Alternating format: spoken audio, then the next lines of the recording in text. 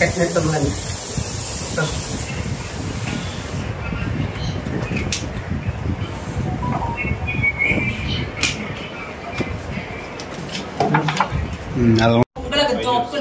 తీసుకుందాక నేను మొదలు వస్తుంది బయటికి. ఇది పొలిటీషియన్ కూతురు అంటే మరి ఏ పొజిషన్ ఎంత దిక్కుమాలంటో చూడా. ఆడపిల్ల పిల్ల చిన్నపిల్ల జీవితాలను పాడు చేసావు నువ్వు. నీ కోట్లు ఉండొచ్చే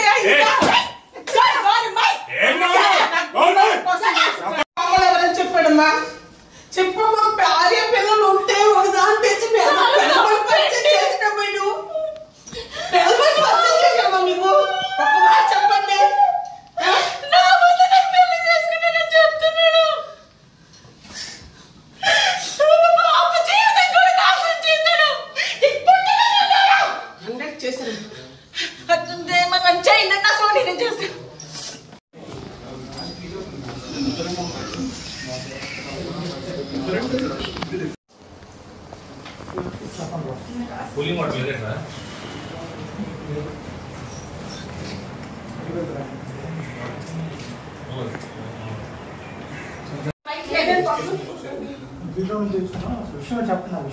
చెప్తున్నాను సార్. ఆ రూమ్ లో దాన్ని పెళ్లి చేసుకున్నాడంటే అందరికి పెళ్లి అయింది. నాకు పెళ్ళని చెప్పుకుంటున్నాడంట. నేను వైఫ్ సార్, నా పాప సార్.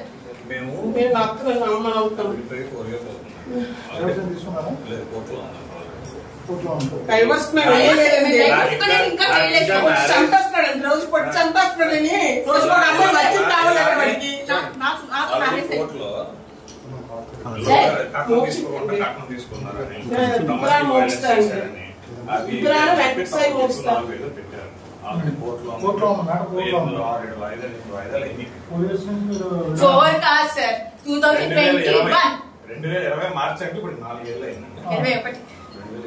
అంటే సార్ మీరు చెప్పింది కాదు సార్. పెళ్లి అయిన దాన్ని ఉంచుకొని దీన్ని పెళ్లి చేసుకుని ఉండొచ్చా? అది చట్టం ఒప్పుకుంటారా? అది చట్టం ఒప్పుకుంటారా?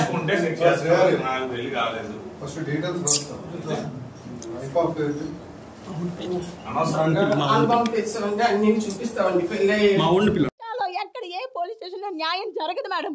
ఈ రోజు నేను రెడ్ హ్యాండెడ్ పట్టుకోపోతే కోర్టులో ఇది సాక్ష్యం చెల్లుతుంది అంటారా? నేను నా నోటి మాటతో చెప్తే చెల్లుతుందా? చెల్లదు మేడం.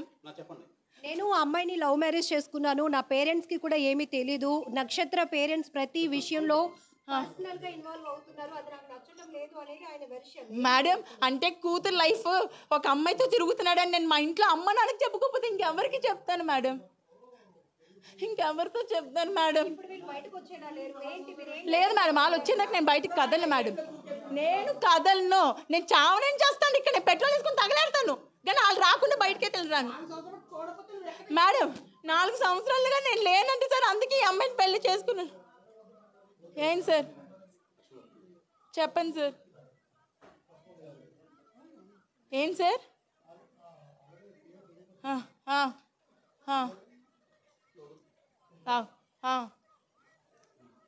సార్ ఈ నిజంగా లా తెలిస్తే వాయిస్లో కూడా ఫారెన్సిక్ ఉంటుంది.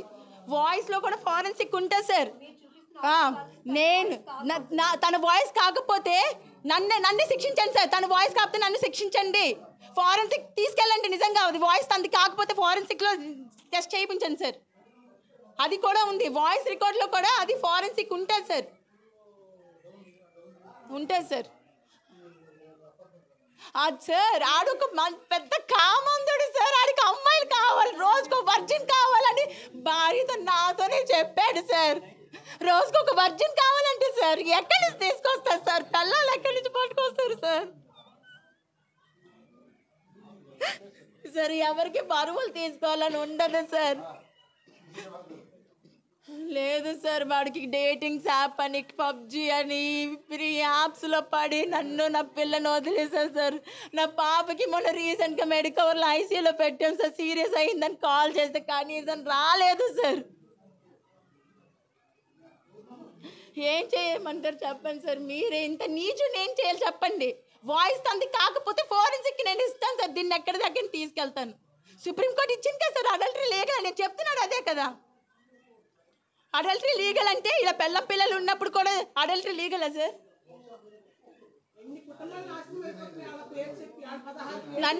నన్ను మ్యారేజ్ చేసుకున్నాడు. నన్ను ఎలా మ్యారేజ్ చేసుకుంటాడు సార్? నన్నుతో నేను డివోర్స్ కూడా పిటిషన్ వేయలేదు సార్.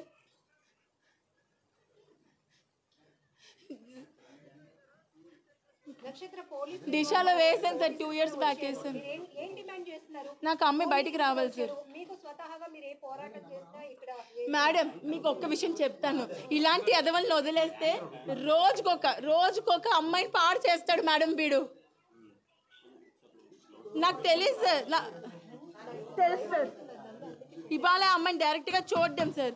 ఆ అమ్మాయి ఒక పొలిటీషియన్ కూతురు అంటే సార్. పోలీసులు కూడా మీరు చూస్తున్నారు, అతను తేజ్ బయటకు వచ్చి మాట్లాడేందుకు కూడా ఇష్టపడటం లేదు. లోపలికి వెళ్ళి ఆయన కూడా డోర్ లాక్ చేసుకున్నాడు. ఇక్కడ నక్షత్ర పోలీసుల్ని ఆశ్రయించింది, మీడియా వాళ్ళని కూడా ఆశ్రయించింది, మీడియా వాళ్ళని ఆశ్రయించింది. తర్వాత అతను లోపలికి వెళ్ళి డోర్ కూడా ఓపెన్ చేయడానికి ఇష్టపడటం లేదు. సో ఇక్కడ మీరు చూస్తున్నారు, యూనిఫామ్లో ఉన్నటువంటి ఒక కానిస్టేబుల్ వచ్చినప్పటికీ కూడా అతను ఏమాత్రం రెస్పాండ్ అవ్వడానికి ఇష్టపడలేని పరిస్థితులు. నక్షత్ర చెప్తోంది, తాళి కట్టిన భర్తను కావాలని కోరుకుంటున్నాను నేను. ఒకరితో పెళ్ళయింది, అతనికి ఆల్రెడీ పాప ఉందని తెలిసి కూడా మరొక అమ్మాయి నాకు పొలిటికల్ బ్యాక్గ్రౌండ్ ఉందని, లేకపోతే నాకు చాలా పెద్ద బ్యాక్గ్రౌండ్ నాదని చెప్తూ తనే నాకు కావాలంటూ ఆ అమ్మాయి ఇతనితో ఉండటం కూడా ఇక్కడ మనం చూస్తున్నాం. ఇది ఒక హౌస్ ఎన్విరాన్మెంట్ కూడా కనపడుతోంది. ఇక్కడైతే తేజ్ మాత్రం ఇది ఒక ఆఫీస్ అని, ఆఫీస్ పర్పస్లో అమ్మాయి వచ్చిందని చెప్పే ప్రయత్నం చేస్తున్నప్పటికీ కూడా నక్షత్ర చెప్తున్నట్టు ఆ అమ్మాయితో పాటు ఆ అమ్మాయిని మెయింటైన్ చేస్తూనే పెళ్లి కూడా చేసుకుని ఇక్కడ అపాయింట్మెంట్ టైంతో ఇక్కడ ఉండిపోయాను. కానీ ఇప్పుడు పరిస్థితులు తారుమారవుతున్నాయి, పరిస్థితులు అన్ని లిమిట్ దాటిపోయిన పరిస్థితి. కాబట్టి ఈరోజు నేను పోలీసుల సహాయం కోరుతున్నాను, మీడియా సహాయం కోరుతున్నాను అంటుంది బాధితురాలు నక్షత్ర.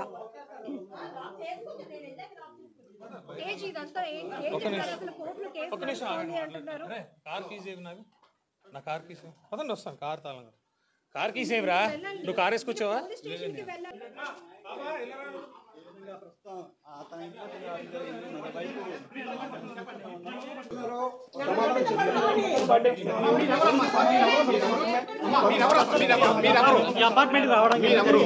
He's my colleague and he's my friend. He's my colleague and friend. Later, I any falls andi. ఎప్పటి నుంచి మీ ఇద్దరికి పరిచయం? ఇక్కడ ఏ పర్పస్ లో ఉన్నారు? మీ పేరమ్మా, మీ పేరమ్మా, మీ పేరు చెప్పచ్చు. Police తో మాట్లాడిన తర్వాత మాట్లాడండి. మీరు ఇప్పుడు అంటే మీరు 2 స్పందన ఇవ్వకపోతే నక్షత్ర చెప్పింది నా పేరు సారా అండి. మీ పేరు సారా. ఎప్పుడు వచ్చారు ఇక్కడికి? ఈ అపార్ట్మెంట్కి ఎప్పుడు రావడం జరిగింది? ఏంటి అసలు ఎందుకు ఇన్ని ఆరోపణలు చేస్తుంది మీ వైఫ్? మీ పాపను కూడా తీసుకొచ్చి మీ ఇంటి ముందు ధర్నా చేస్తుంది అంటే ఏం జరిగింది? ఇది ఇల్లు కాదండి, first of all it's office. ఇది ఇల్లు, నా ఇల్లు కాదు, ఇది సినిమా ఆఫీస్. ఆమె ఎట్లా పరిచయం? ఆమె పేరేంటి? ఎవరు? ఇప్పుడు అమ్మాయి ఉంది కదా, ఆమె ఫ్రెండ్ అండ్ కొలీగ్స్ ద్వారా పరిచయం. సినిమా ఆఫీస్ అంటున్నారు, ఏ పర్పస్ లో ఇక్కడికి రావడం జరిగింది అంటే ఏంటి? లేదండి, మాది లాస్ట్ 1 week నుంచి మ్యూజిక్ సెట్టింగ్స్ ఎక్కడ కూడా ఎన్విరాన్మెంట్ కనిపించలేదు. సినిమా ఆఫీస్ అంటే చూస్తే వస్తుంది. ఇప్పుడు నేను ఇక్కడే, excuse me, if you're questioning wrong, నేను ఇక్కడే ఉంటాను. Go to the office with all your cameras and go check whether it's cinema office or not. Ellen, just go now. It's my personal movie office and it's not banner. I'm a hero. It's not personal office.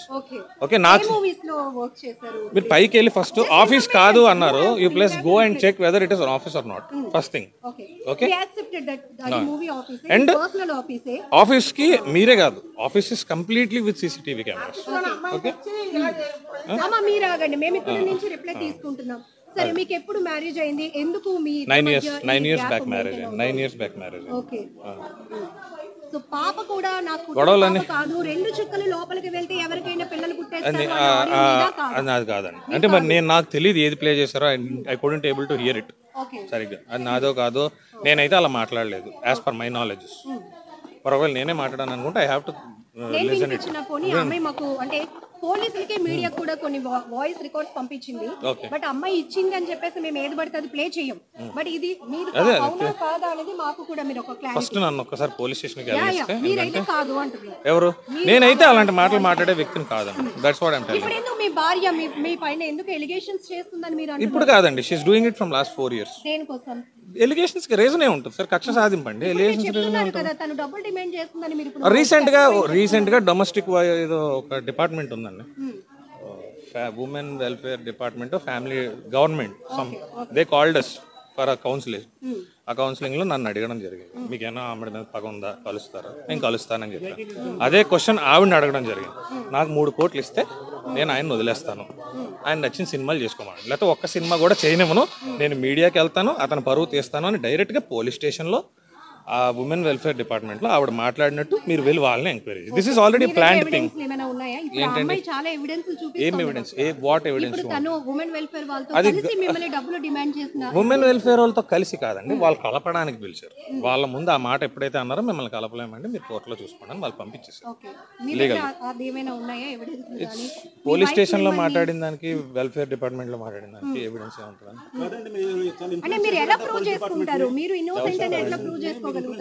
నేను మిమ్మల్ని question అడుగుతాను, can Disha police be influenced? Disha అంటే దిశ ఏంటండి? అభియోగం అంటే చెప్పేదంతా మరి అది అలా అడగండి. ఇన్ఫ్లుయెన్స్ చేశారు అంట and your passing statement, it's not wrong, that is wrong. మీరు వాళ్ళని అడగండి, మీకు డబ్బులు ఇచ్చారా తేజ, ఇన్ఫ్లుయెన్స్ చేశారా అని అడగండి. సార్ వితౌట్ మై నోటీస్ నన్ను స్టేషన్కి కూడా పిలకుండా నా మీద ఎఫ్ఐఆర్ చేయడం జరిగింది. ఇన్ఫ్లుయెన్స్ చేస్తే అట్లా జరుగుతుందా? నన్ను పోలీస్ స్టేషన్ కూడా పిల్ల, నేను హైదరాబాద్ షూటింగ్లో ఉన్నాను, సడన్గా ఎఫ్ఐఆర్ అయిపోయింది అన్నారు. మీరు బెయిల్ తీసుకోకపోతే మీరు అరెస్ట్ అవుతారని కూడా అన్నారు. నేను నా ఇన్ఫ్లుయెన్స్ ఉంటే నాకు తెలియకుండా నా మీద డైరెక్ట్గా అరెస్ట్ అని నాకు పిలిచి చేశారా అని కూడా అడగకుండా ఎఫ్ఐఆర్ ఫైల్ అయింది.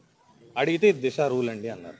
ఐ డోంట్ నో దిశ మరి రూల్. మీ ఇద్దరి మధ్య ఎందుకు గ్యాప్ వస్తుంది? ఎందుకంటే మీరు already love come arranged marriage అని నక్షత్ర జనరల్ వైఫ్ అండ్ హస్బెండ్స్ ఉండేదండి, అనుమానం అదే చెప్తున్నాను. ఇప్పుడు ఒక భర్తను ఎవరు వీధికి ఎవరు డిసైడ్ అవ్వరు, సో దట్ మీరు ఎందుకు అనుకుంటున్నారు? మీ ఆస్పెక్ట్ లోనే వీధికి 4 years బ్యాక్ విడిపోయామండి. 4 years విడిపోయిన 3వ నెలలోనే ఇదే దిశ పోలీస్ స్టేషన్ వాళ్ళు కౌన్సిలింగ్ చేసి కలపడానికి పిలిస్తే అప్పుడు ఆవిడ అన్న మొట్టమొదటి మాట, ఇతను సినిమాలు మానేయకపోతే నేను అన్ని న్యూస్ ఛానల్స్ని పిలిచి అతను అన్పాపులర్ చేస్తాను, అప్పుడు ఎలా సినిమా చేస్తాడో చూస్తాను. ఇది డైరెక్ట్గా దిశ స్టేషన్లో ఏసీపీ ముందు, సిఐ ముందు ఆవిడ మాట్లాడిన మాటలు. ఆ తర్వాత ఉమెన్ ఈ 4 years నుంచి ఆవిడ మాట్లాడుతున్న మాటలు ఇవే ఇప్పుడు చేసింది. అంటే మీరు మ్యారేజ్ కి ముందు నుంచి కూడా మీరు సినీ ఫీల్డ్ లో ఉన్నారని ఆమెకు తెలుసని, ఆమె కూడా ఒక ఆడిషన్ లో వచ్చినప్పుడే, ఆమె ఆడిషన్ కాదండి, ఆమె నేను పరిచయం అవ్వకముందు మీరు నన్ను అడుగుతున్నారు, నేను మాట్లాడిన ఏం అడిగానండి? ఐమ్ సారీ, సినిమా గురించి అడిగారు. నేను నాకు మ్యారేజ్ అయ్యాక ఫస్ట్ మూవీ చేశానండి, రాణి గారి బంగ్లా అని ఫస్ట్ మూవీ, రష్మి హీరోయిన్, ఆ సినిమా చేశాను నేను. ఆవిడ నాకు కనీసం పరిచయం అవ్వకముందు ఆవిడ 2 సినిమాలు చేశాను. రామానాయుడు గారి బ్యానర్లో నవదీప్ హీరోగా ముగ్గురు అనే సినిమాలో ఆవిడ యాక్ట్ చేసింది already. She an actress and నేను యాక్ట్రెస్ అవ్వడం కూడా రీజన్ ఆవిడ. నేను నేను గవర్నమెంట్ జాబ్ రాసుకుంటున్నాను, షీ లవ్డ్ మీ, నాకు జాబ్ లేదు, మా ఇంట్లో పెళ్లి చేయనన్నారు, దే ఫోర్స్డ్ అస్, వచ్చారు. నేను ఏదో చిన్న చిత్క బిజినెస్ చేసుకుంటా ఉండేవాడిని, కష్టపడి రాసుకున్నాను, గవర్నమెంట్ జాబ్ కొట్టాను నేవీలో. ఈమె ఫ్యాంటసీస్ వరకు ఈమె నన్ను సినిమాలు, టిక్ టాక్స్ చెయ్యు, ఆమె ప్రొఫైల్స్ చూడండి మీరే, రోజుకు 4 డ్యాన్స్ వీడియోలు చేస్తుంది. ఇప్పుడు ఏడుస్తున్న ఈమె లాస్ట్ మంత్ దుబాయ్, ఈమెని ఈమె కూతురు దుబాయ్ వెళ్ళి కాంపిటీషన్స్ చేసి వచ్చారు. మరి మీరు అడిగిన క్వశ్చన్ సమాధానం చెప్పి, మరి నా కూతురు అయితే నా పర్మిషన్ ఉండాలి కదండి. When she has to move to Dubai, అది కూడా చిన్న బట్టలు వేసుకుని ఒక ర్యాంప్ వాక్ చేయాలంటే ఒక తండ్రిగా పర్మిషన్ అడగాలి కదా. When you're asking for the school fees, when you're asking for the maintenance, why shouldn't you ask my permission when you're going abroad? అడగాలి కదా. ಜಿ ಕನ್ನಡ ನ್ಯೂಸ್ ಈಗ ನಿಮ್ಮ ಮನೆಯಲ್ಲೇ ನೋಡಿ. ಎಲ್ಲ ಕೇಬಲ್ಗಳಲ್ಲಿ ಈಗ ಲಭ್ಯ. Sun Direct 292, Jio TV 1334, U digital 162, City cable 51, GTPL 17, Abhishek cables 821, Rockline telecommunication 51, Shri Basaveshwara number 60, Vinayaka digital number 53, In digital number 896ರಲ್ಲಿ. ನಿಮ್ಮಿಸ್ತದ ಜಿ ಕನ್ನಡ ನ್ಯೂಸ್ ನೋಡಿ ಆನಂದಿಸಿ.